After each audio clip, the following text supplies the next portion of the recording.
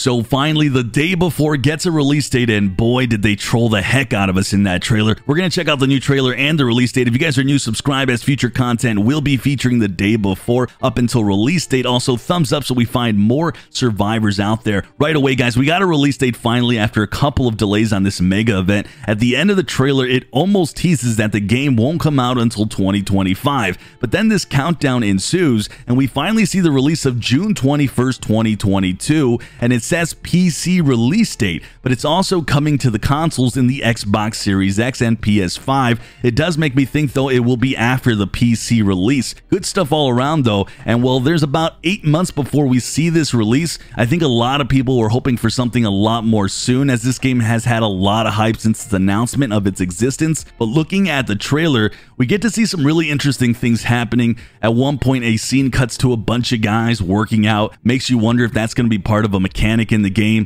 Then you see a bunch of people lying around eating. They're in a sauna. I know an interview that took place some months back with IGN said that there's going to be a safety spot called the Woodbury Survivor Colony, where players can interact with other players, join groups, talk to residents, and take on quests and have fun. So the game showed off some of its PvE interactions there, with them working out, relaxing. Then you have a group going through a mall, and then they're looting things like jewelry, which makes you wonder what's the point there. Then it goes into a shot of what looks like maybe a base that you have, and you can see the work being done, like adding chairs, maybe growing some plants. So of course, making the place, I guess, more homey. In the same interview months ago, the devs had said that they have a different concept of base building, different from other MMO survival games. You won't see building a hut out of stones. So it looks like the base aspects of this game might be pretty simple overall, but of course that's just me speculating. And then we finally see some basic crafting, where you have a rifle and you're adding a scope, suppressor, a bandolier at the end to carry more ammo, and then from there, one last shot at some more military vehicles, something we've seen on quite a few trailers. Overall, guys, we have quite a few months before we finally see